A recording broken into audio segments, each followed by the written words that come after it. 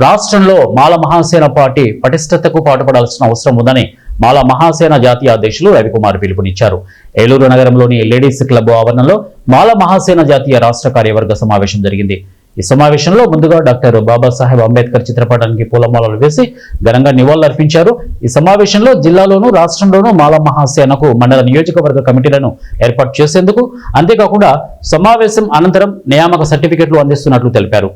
ఈ సందర్భంగా జాతీయ అధ్యక్షులు అలగా రవికుమార్ మాట్లాడుతూ పార్టీ పటిష్టతకు ప్రతి ఒక్కరూ ముందుకు రావాలని అన్నారు. నూతన కమిటీ ఏర్పాటు చేసిన తర్వాత ప్రతి ఒక్కరికి సర్టిఫికెట్లు అందజేస్తామని తెలిపారు.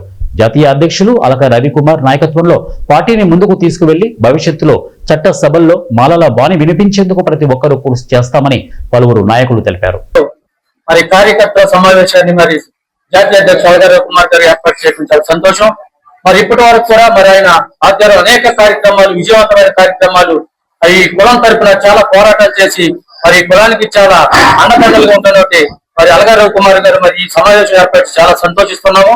మరి ఈ రోజు మరి కొన్ని కమిటీలు చేర్పులు మార్పులు చేసి కొత్త వారు అనేక మంది మరి మాల మహాసేనలో జాయిన్ అవడానికి ఈ రోజున మరి ఏలూరు తరలి వచ్చారు. మరి ఇదే కార్యక్రమంలో మరి ఇక్కడ కొంతమందిని మరి మాల మహాసేనలో మరి చేర్చుకోవడానికి మేము మరి ఇక్కడ ఏర్పాటు చేసాము.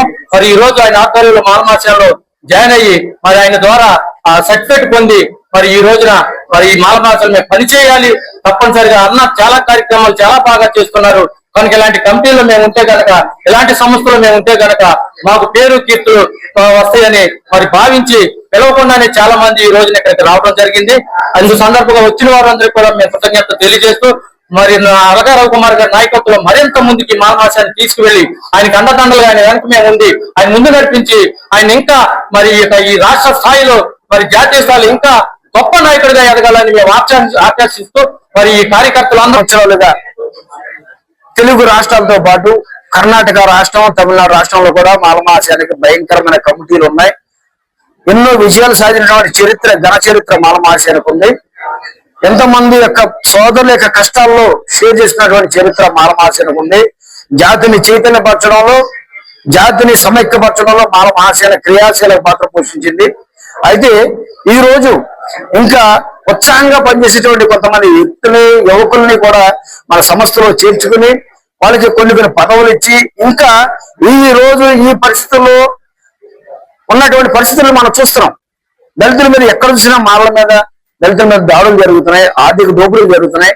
ఇలాంటి క్రమంలో ఇంకా క్రియాశీలక బాధ్యతగా శక్తివంతం లేకుండా కృషి చేసేటువంటి యువతని, మన సమాజంలో ఉన్నటువంటి యువతని, మాల యువతని అందరూ కూడా ఉద్యమాల వైపుకి, హక్కుల పోరాటం వైపుకి మాల మహాసేనలో చేరి దళితులకు సహాయం చేయవలసిందిగా మీరు అనేక మందిని ఆహ్వానించడం జరిగింది.